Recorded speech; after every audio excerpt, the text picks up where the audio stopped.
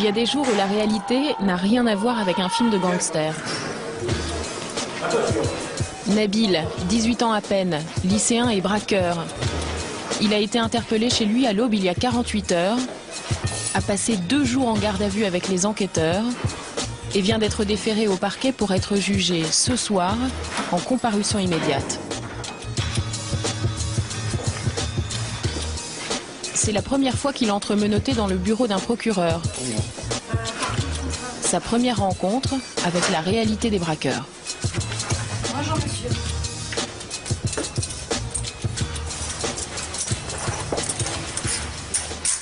Voilà. Alors monsieur, il vous est reproché d'avoir à Marseille, le 6 décembre 2008, frauduleusement soustrait au préjudice de la station-service le contenu de la caisse, cette soustraction ayant été précédée, accompagnée ou suivie de violence. Ces faits sont prévus et réprimés par le code pénal, monsieur, et vous encourez une peine de 5 ans d'emprisonnement. Qu'est-ce que vous avez à dire sur les faits qui vous sont reprochés? Je voulais le faire parce que j'avais pas d'argent, j'ai pas de père et pas de mère. Vous habitez chez qui? Chez ma grand-mère. Et alors votre grand-mère, elle s'occupe mal de vous? Non. Elle vous donne pas le toit, elle vous donne pas à manger, elle vous permet pas de vivre normalement? Oui, mais elle a pas assez pour nous deux, pour moi et mon frère. Ouais. D'accord. Et votre grand-mère, vous pensez que ça va être chouette quand elle va aller vous voir à la maison d'arrêt? Non. Pas du tout. Parce qu'il en faut quand même du cran pour aller prendre une arme, pour prendre une cagoule. Factice. Mais peu importe, monsieur. Qui le sait qu'elle est factice, à part vous? Tout le monde, la police, tout le monde. Oui, maintenant. Mais au moment où vous arrivez dans un commerce et que vous avez cette arme, que vous braquez sur une personne, à votre avis, qui le sait qu'elle est factice? Mais moi, j'ai fait qu'une fois et c'est la dernière. Mais monsieur, qu'est-ce qu'il faut que je vous dise? Que c'est bien? Que finalement, c'est pas si grave que ça, parce qu'il n'y a pas eu mort d'homme? Parce que l'arme, elle était pas vraie? Parce que vous avez reconnu? Vous allez dire à votre grand-mère, bah ouais, c'est vrai, j'ai commis un vol, mais c'est pas si grave que ça, hein. Tu sais, mémé, hein, j'ai besoin d'argent. Mais bon, comme je peux pas t'en demander, hein, eh ben je vais le voler. Vous en pensez quoi? Vous avez raison. Je vais rentrer en prison? Le problème, monsieur, c'est que ce qu'on vous reproche, c'est très grave. Je suis désolée. Mais il faut arrêter de voir votre petit nombril et vous dire que finalement, bah, vous méritez pas d'aller en prison. Si, monsieur, vous méritez d'aller en prison. Et vous méritez d'y aller pour pas mal d'années. C'est clair? Oui. Parfait. Allez, vous retournez dans les geôles, vous allez revoir les éducateurs et puis tout à l'heure, vous irez à l'audience. Nabil repart sans rien dire. Des petits braqueurs, il y en a quelques-uns aujourd'hui derrière les portes des cellules d'à côté. Lui commence à réaliser ce que signifient les arrestations, les gardes à vue, les peines de prison encourues. Il n'y avait jamais réfléchi.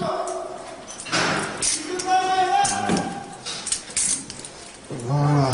Nasser Edjazi est enquêteur social. Comment vous imaginez les choses?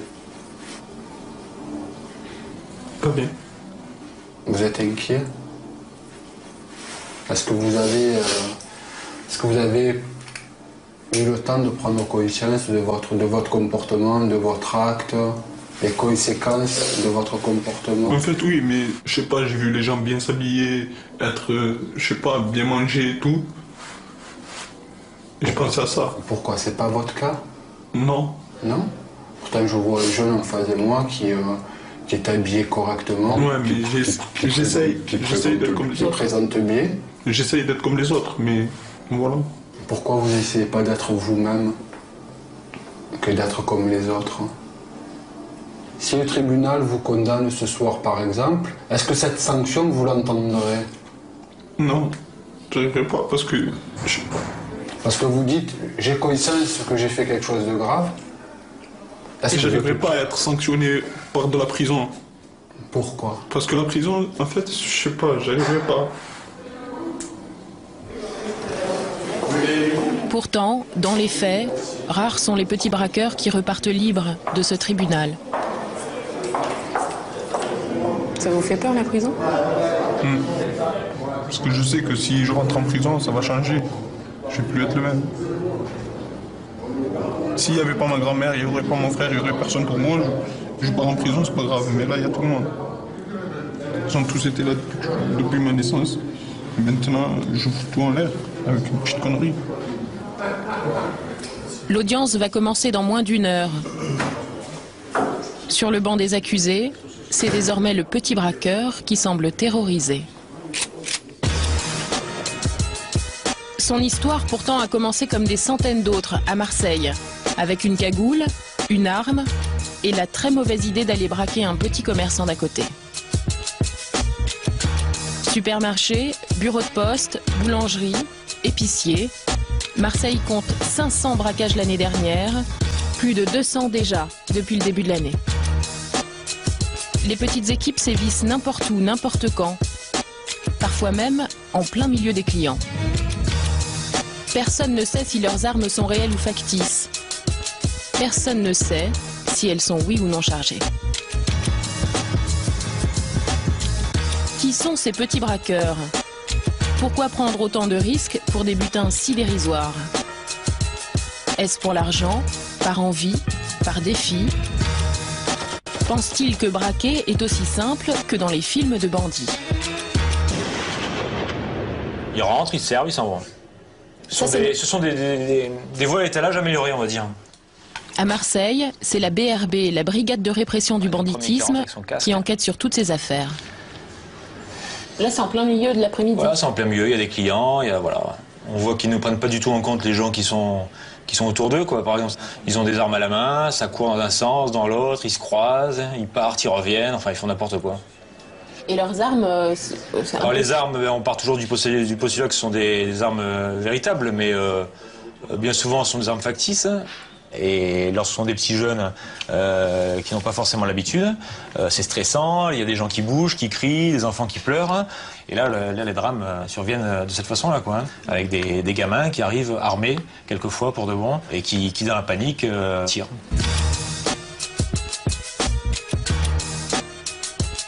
Difficile de dire, à partir d'une simple vidéo, si les armes sont des vraies ou des copies. D'ailleurs, la différence est souvent imperceptible à l'œil nu. Cet enquêteur garde dans un carton le type d'armes retrouvées chez des petits braqueurs lors de perquisitions. Ça, c'est quelque chose qu'on a retrouvé en perquisition, par exemple, chez un braqueur. Ah oui. Tout simplement un fusil de chasse avec canon et crosse sciée. Ça, c'est une arme claire dangereuse, bien sûr. Des petites armes anciennes. Ici, par exemple, vous avez une réplique de Sig Sauer, c'est-à-dire l'arme qui équipe les policiers et les gendarmes. Chargeur, pareil, c'est un truc à billes. On le manipule comme une vraie arme. Il y a la même chose que sur les nôtres. Par exemple, là, je vais vous montrer la mienne à côté, donc qui est vide, hein. Je précise quand même. Voilà, vous avez l'arme avec son chargeur, la vraie, la fausse. Alors on peut imaginer quand on a ça braqué sous le nez dans le noir, ou même pas dans le noir d'ailleurs avec le stress, on n'arrive pas à faire la différence. Hein. Braquer, que ce soit un fourgon blindé ou une boulangerie, est passible de 20 ans de réclusion, c'est un crime. La raison pour laquelle la police judiciaire est saisie. En ce moment, les journées sont longues pour les enquêteurs. 2 mecs sur un scout a priori, une papeterie. Ils se sont emparés de la caisse, soit 500 € a priori. C'est déjà le 2e braquage de la journée. Par semaine, on a grosso modo je dirais une dizaine, on est plutôt sur une moyenne de 15 braquages semaine. 15 braquages par semaine. Entre 8 et 15, on va dire. C'est un petit commerce modeste, sans vidéosurveillance ni sécurité particulière. Avec un butin dérisoire pour les braqueurs, la maigre recette de la matinée. Les 2 jeunes rentrent, le premier toujours casqué, pointe son arme sur le gars, il dit c'est un braquage. Pendant que là, l'autre reste ici et regarde un petit peu les allées et venues, si ça rentre, si ça sort. L'histoire tragique de petits voleurs braquant de petits commerçants. Voilà. Allez, à tout à l'heure. Allez, à tout à l'heure. Au revoir, monsieur. Elle continue pourtant toute la journée. À peine sortis, les enquêteurs apprennent qu'un autre braquage vient d'être commis. C'est exactement le même mode opératoire. 2 jeunes sur un petit scooter. Cette fois-ci, tous 2 sont armés d'une arme de poing. Ils ont dérobé la caisse, on verra plus sur place. Hein. Pas de coup de feu, pas de blessés, voilà, même topo. Ça peut être la même équipe? Non, non c'est trop loin. Non, là c'est pas la même équipe. C'est à l'autre bout de la ville. Une alimentation asiatique tenue par une famille. Un petit commerce discret, sans témoin, au fond d'une cour pavée. L'agression a duré quelques minutes. C'est la première fois que ces commerçants se font braquer.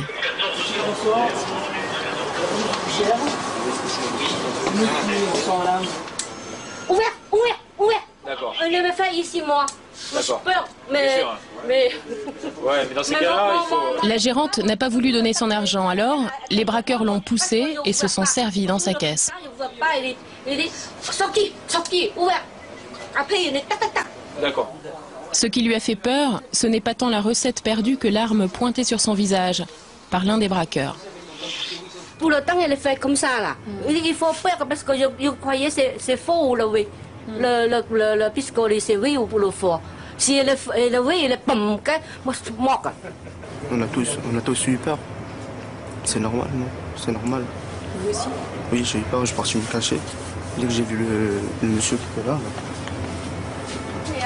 Au revoir, monsieur. Merci bien. À plus tard, monsieur, au revoir.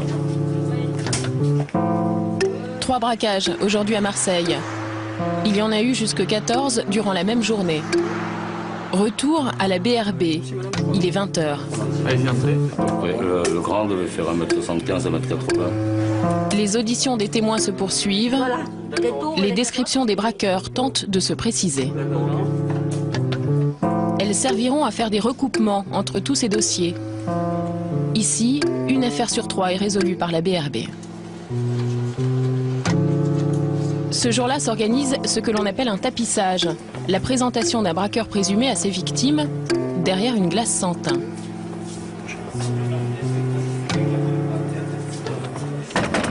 On regarde en face. Il est présenté au milieu de policiers en civil et d'autres suspects.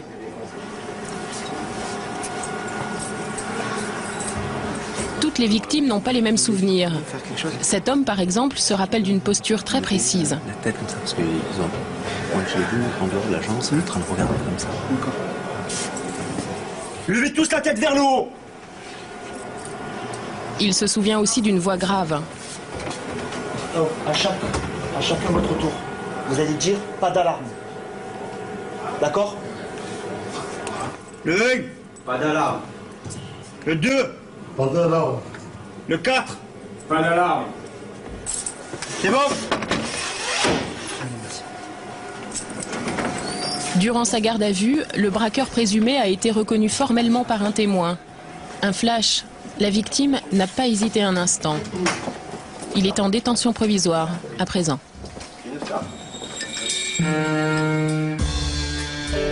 Pourquoi cette délinquance grave s'est-elle à ce point banalisée? Nous sommes partis à la rencontre de petits braqueurs, dans une cité de Marseille, où une grande partie d'entre eux sont interpellés.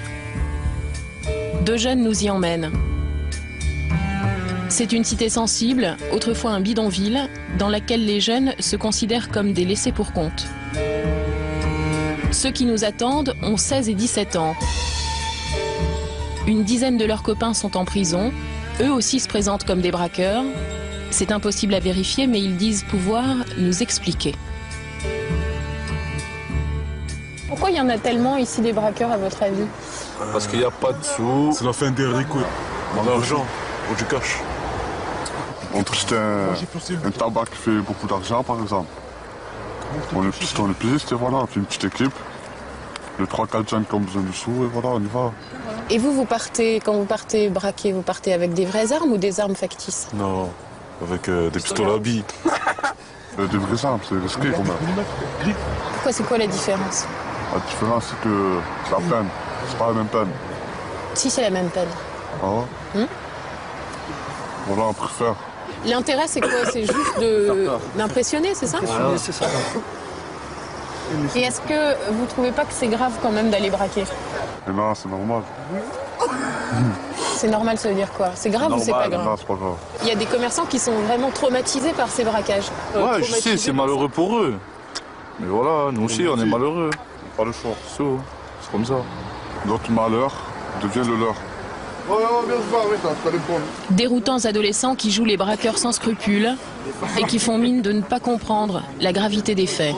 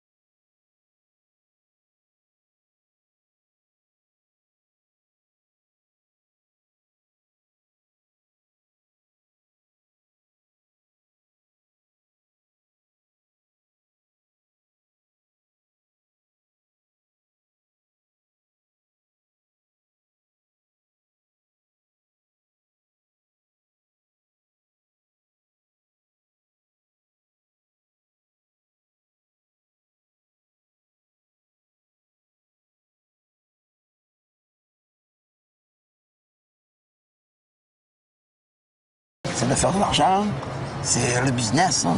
C'est se croire en train de monter les marches de Cannes, en train de marcher sur la promenade des Anglais ou aller à l'hôtel Hilton, avoir une méchante suite. Et non, c'est pas ça la vie. Non mais eux, ils font des films en fait. Ah oui, énormément. Admettons, on prend le cas de la pose de la Belle de Mai. Les mecs sont venus avec les tractopelles, ils ont racheté 2 distributeurs, ils sont partis avec. Ils n'ont pas vu ça. Tiens, les mecs, il y a dernièrement le braquage de la poste, il est rentré à la poste à 6 h du matin, il est reparti avec 250 000 euros.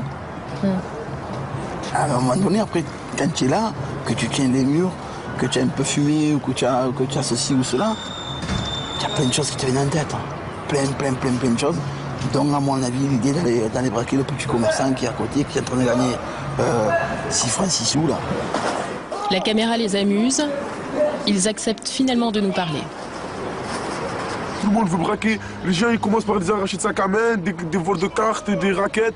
Après tout le monde finit par le braquage, ils sont obligés. Parce que le braquage, il y a beaucoup d'argent. Mais il n'y a pas beaucoup d'argent. Oui, il y a beaucoup d'argent, ça dépend. Ça dépend. Mais c'est pas ce qu'il y a dans la caisse. Tu vas pas c'est pas ce qu'il y a dans la caisse. Je suis complètement d'accord avec toi. Attendez. Vous n'allez pas avoir un costaud et aller braquer un ED, hein. Ou sinon, il y a des petits qui braquent des ED. Pourquoi? Parce que c'est pas risqué. Non, mais s'ils savent qu'il y a 30 euros, il y en a qui savent qu'il y a 30 euros. Mais ils font esprit d'aller braquer parce que c'est à côté de leur quartier. Parce que c'est pas. C'est rien, il n'y a pas beaucoup. Une bijouterie, c'est très difficile par exemple. C'est pour ça qu'il y en a qui braquent pas tout ça. Bijouterie, un petit peut pas avoir une bijouterie parce qu'il faut qu'il a la voiture, il faut qu'il a tout. Il faut investir. Il faut investir. C'est ça qu'on dit que les sacs à main aussi. Imagine, ton père, il a un petit commerce, il gagne son argent. Est-ce que c'est pas la honte d'aller braquer, d'aller lui braquer son argent? C'est pas d'argent, on vit dans une situation. Vous comprenez pas, vous vivez pas où nous on vit. Je les comprends. Venez une soirée ou une journée ici, on fait quoi là? Voilà, on est là. C'est jour d'école, non? Voilà, il y a personne qui est à l'école. Regardez, il fait le Galaxon Cross, il a pas d'essence. Il va aller braquer ce soir, il va mettre le plein. C'est pas difficile. C'est ça, moi je sais que ça. Regardez, Leur imaginaire prend beaucoup de place dans ce grand vide quotidien. D'ailleurs, ils ne sortent pas souvent ni de la cité, ni de leur univers. Nous les retrouvons un peu plus tard dans une cage d'escalier.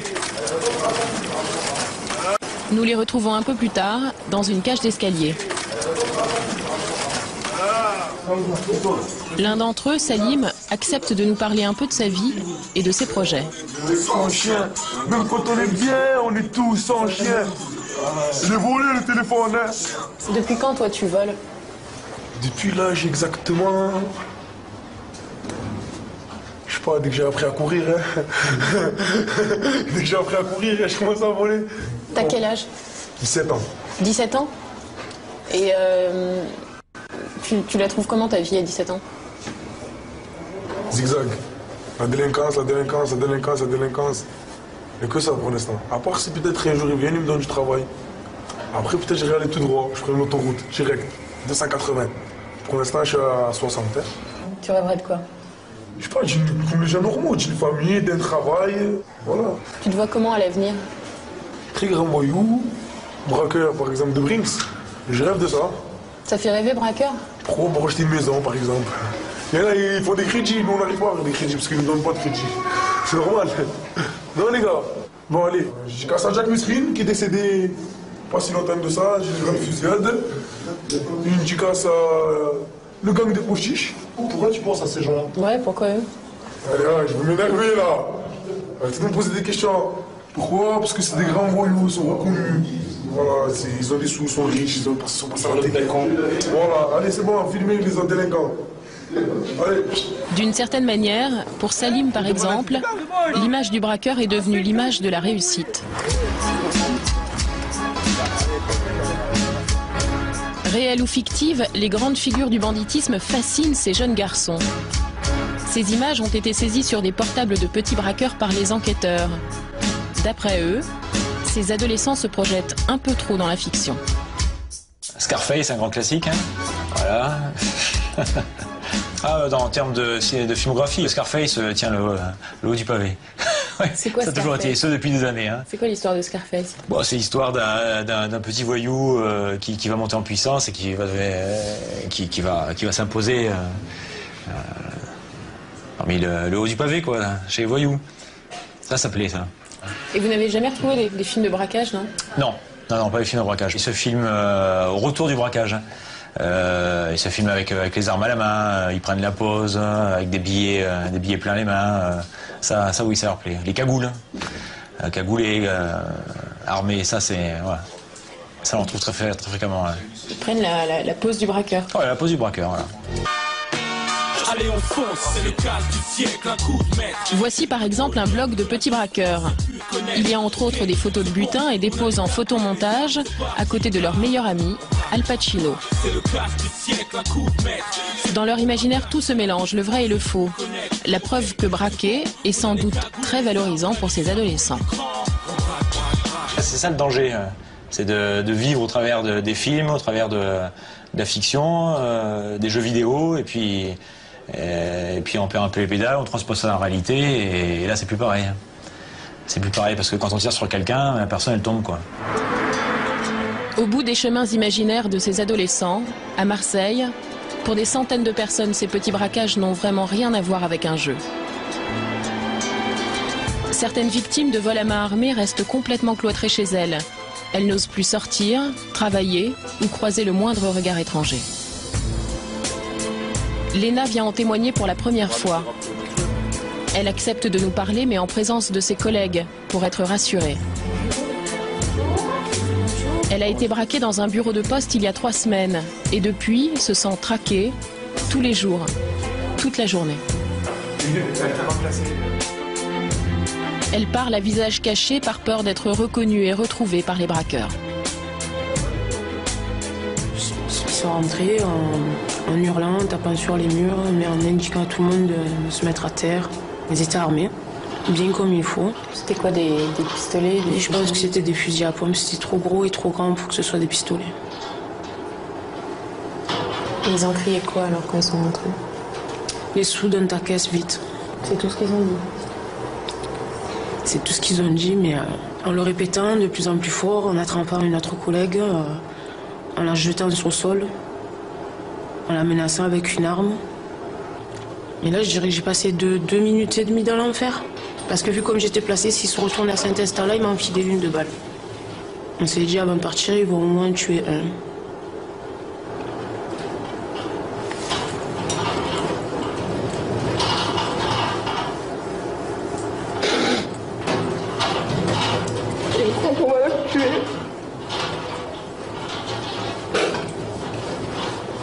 Le film de ce braquage tourne et retourne dans sa tête sans arrêt. Comme ça a été le cas pour toutes les personnes autour de cette table, braquées elles aussi tour à tour dans des bureaux de poste de Marseille.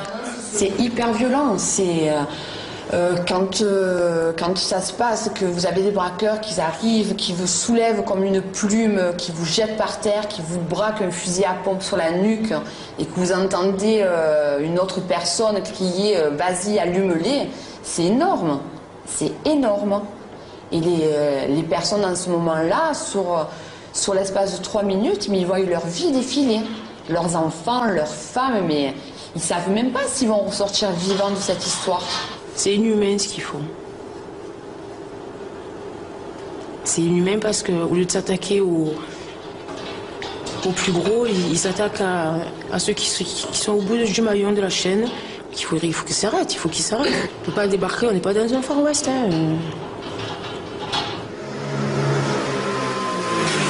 À Marseille, 15 bureaux de poste ont été braqués en 11 semaines à peine.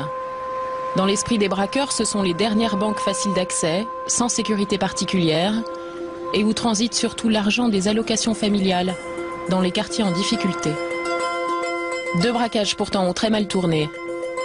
Ici, dans la poste de ce quartier populaire, un jeune braqueur armé d'un 357 Magnum qui menaçait une otage a été abattu par les policiers. Il avait 20 ans. Plus loin, dans cette station-service, le gérant a été abattu, lui, par un braqueur, derrière son comptoir. Il avait 50 ans, 2 enfants. C'était son mari. Vous avez vu sur le totem de prix, il y a écrit Eric avec un cœur. Et sur les pompes aussi et de partout, il y a quelqu'un, je ne sais pas qui c'est, qui, à chaque fois que la personne efface ça, il y a la personne qui remet, je ne sais pas qui c'est qui fait ça, mais enfin je peux lui dire que ça me fait chaud au cœur. Hein. Ça fait chaud au cœur des enfants aussi. Et sur son rideau de son atelier, il y a écrit Eric on t'aime avec la date du drame. Ce jour-là, son mari n'a pas donné sa caisse. Les hommes se sont battus, le braqueur lui a tiré une balle dans le dos avant de s'enfuir. Pourquoi il s'est défendu, votre mari? Pourquoi il ne leur a pas donné la caisse, tout simplement? Parce que, comme je vous le dis, c'était un garçon qui bossait beaucoup. Et il n'allait pas bosser pour donner son argent, la sueur de son front à quelqu'un qui venait le braquer, quoi. C'est impensable. Et du reste, ce geste-là, je ne peux pas le lui reprocher, quoi. Je comprends très bien ce qu'il a fait. C'est vrai qu'avec le recul, j'aurais aimé qu'il donne sa caisse, qu'il donne ses 200 € de tiroir caisse. Avec le recul, c'est évident que je voudrais l'avoir encore avec moi, près de moi, parmi nous, quoi. Et je me dis que c'est terrifiant qu'on puisse enlever la vie à quelqu'un comme ça. Et qu'on puisse, je vous dis, balancer dans l'horreur toute une famille, quoi. Ma fille, mon fils, qui s'entendait très très bien avec son papa. La première chose à laquelle j'ai pensé, c'est de disparaître. Vraiment, je n'avais qu'une envie, c'est d'aller le rejoindre, quoi. Après, c'est sûr que j'ai pensé à mes enfants.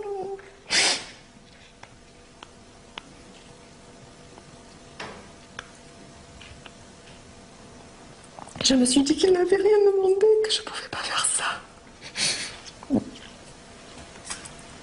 Je ne pouvais pas faire ça. Interpellés par la BRB, les 2 braqueurs de son mari encourent désormais la réclusion criminelle à perpétuité. Ils n'étaient pas jeunes, mais que des adolescents puissent prendre les mêmes chemins, elle trouve ça terrifiant.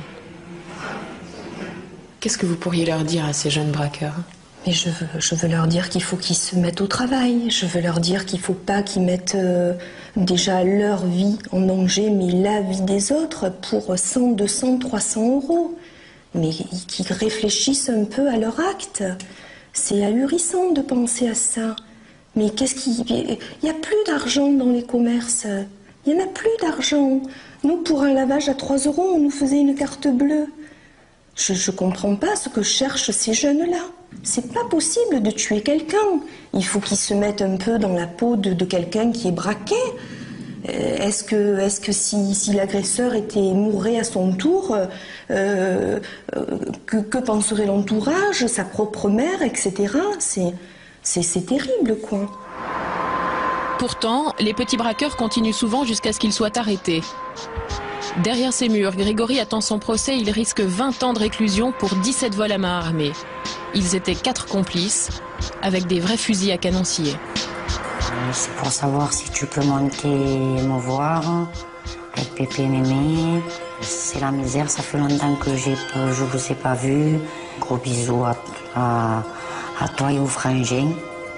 Dans une cité de Marseille, nous avons retrouvé sa mère. Elle est au chômage, Elle élève seule 4 garçons. 2 d'entre eux sont braqueurs. Le second vient de sortir de prison. Elle est complètement dépassée. Est-ce que quand vous avez pris un petit peu de recul par rapport à cette situation, vous vous dites que vous avez loupé quelque chose, vous? Est-ce que vous culpabilisez en fait? Ben, un peu, parce que justement, j'ai pas les moyens de pouvoir les aider. Plus que ce que je les aide en ce moment. C'est ça qui vous fait culpabiliser? Voilà. Comme tout parent qui aimerait apporter le meilleur à leur enfant. Quand vous êtes seul, qu'il n'y a pas de papa autour... Il est où son papa? Il s'en occupe pas. Hein. Il s'en occupe pas. Aucun de mes enfants, il n'y a que moi et ma famille. De toute façon, la délinquance va... Elle dit que les mères ne peuvent pas savoir ce qu'il peut bien se passer dans la tête de leurs garçons. Et que ces braquages, au fond, ne font qu'empirer les situations. Les familles dépriment. Hein. Les mères de famille, elles n'en peuvent plus. Elles n'en peuvent plus.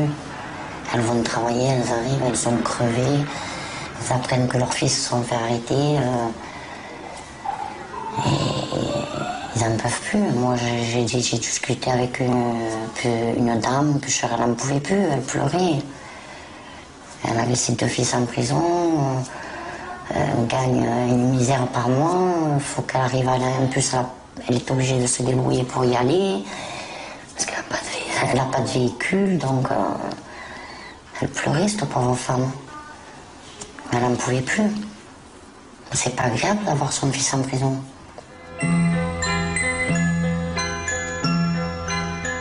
Malik dit aujourd'hui qu'aller en prison était l'épisode qui manquait à son film. Il dit aussi que ce braquage, c'est la plus grosse erreur de sa vie. L'année dernière, il a eu cette idée avec 2 amis. Il n'avait jamais imaginé se faire arrêter en flagrant délit et se retrouver 1 an derrière les barreaux, à 16 ans. C'est facile de voir ta famille venir te voir tout le temps, pleurer, souffrir. À cause de qui? C'est toi le seul coupable. Ça t'a fait beaucoup réfléchir, le fait de voir ta famille souffrir. Souffrir, ouais. L'avocat, tout ça, c'est pas donné. Tu perds plus de sous à donner à l'avocat qu'à récupérer sur un petit commerce. Déjà, quand tu réfléchis à ça, tu te dis que ça valait même pas la peine. Derrière les murs, seul, loin de ses copains, il dit qu'il a réfléchi avec des éducateurs à ce qu'il avait fait, à ce que ça représentait. Qu'est-ce que tu leur as écrit à tes victimes? En gros, que je regrettais ce que j'avais fait. Et tu le penses vraiment? Ouais, mais je pense que, ouais, heureusement, pour moi, je le pense. Au début, je le pensais pas parce que je savais pas c'était quoi. Je connaissais pas la violence psychologique. Je sais pas. Pour moi, je savais même pas qu'une victime allait être traumatisée pendant un certain temps. Pour moi, c'était physique, c'est tout. Un pistolet sur la tempe, tu pensais que c'était pas une violence? Ouais, pour moi, là, c'était pas trop... Tu passes un petit temps et après, tu oublies. Et après, c'est sur ça que j'ai réfléchi un peu. Juste le peu de temps que nous, on passe à piller les caisses, tout ça, eh ben, ça vaut même pas le peu de temps qu'ils vont souffrir, eux, je crois. Ça va rester longtemps, ils vont y penser longtemps, eux. Et je pensais même pas à moi. Malik dit qu'il veut parler de tout ça pour que les plus jeunes comprennent. Mais parmi ceux qu'il connaît, certains ont déjà pris le même chemin que lui. Je dédicace à tous mes collègues qui sont en détention. Réfléchissez bien et on se revoit à la sortie, ça va.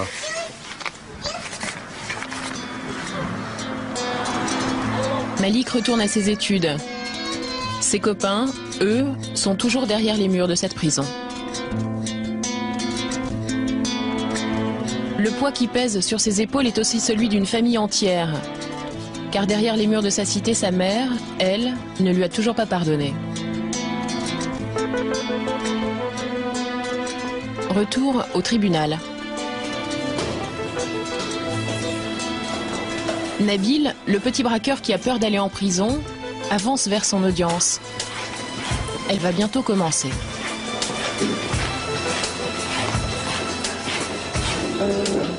Son avocate, elle, vient de découvrir le dossier et ne lui cache pas son pessimisme sur cette affaire. Jeune homme, justement, s'il arrive, les faits sont d'une extrême gravité, d'accord? La peine encourue est de 5 ans. Elle est de 5 ans, d'accord? Donc vous allez, je pense, partir ce soir au Bonnet. Ce que je ferai dès samedi... Non mais attendez. De toute façon, on ne pourra pas plaider ce dossier ce soir. L'audience sera renvoyée, mais le jeune homme risque sérieusement de partir en détention provisoire. Je crois qu'ils vont me laisser partir chez moi ou... Non, partir, quand je dis partir, malheureusement, c'est une expression, partir, c'est remonter au Bonnet. D'accord? Bon, allez, tout à l'heure. Comment juger ce jeune homme, bon élève, mais qui a commis des faits d'une réelle gravité? Faut-il l'incarcérer au risque de le couper de ses études ou lui donner une chance, au risque de le voir récidiver? C'est toute la question posée au tribunal ce soir.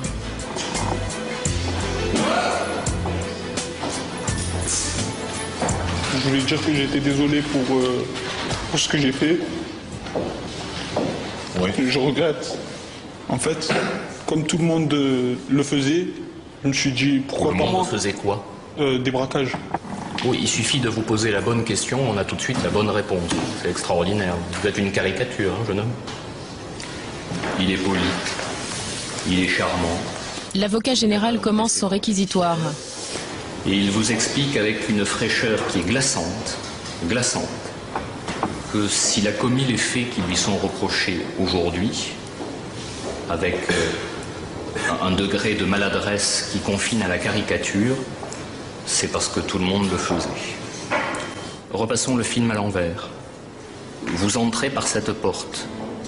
Le film, vous êtes cagoulé. C'est l'histoire de ce jeune homme déroutant qui, avec une arme factice, s'est pris pour un braqueur jusqu'à faire réellement peur. Armé, menaçant, et qui produit ce sentiment de peur qui est tout à fait insupportable. Monsieur, levez-vous. Est-ce que vous souhaitez ajouter quelque chose pour vous défendre? Je le referai plus. Je suis désolé. Excusez-moi. Bien, la décision va être prise tout à l'heure, vous pouvez aller dans la geôle. Parce qu'il fait des études, qu'il a des projets, des regrets, le tribunal décide de ne pas envoyer Nabil en prison ce soir, une décision extrêmement rare. Alors l'audience est suspendue. Il est placé sous contrôle judiciaire et sera condamné plus tard à 10 mois de détention, une peine susceptible d'être aménagée. Il ne le sait peut-être pas, mais la justice, ce jour-là, lui a donné la chance de sa vie.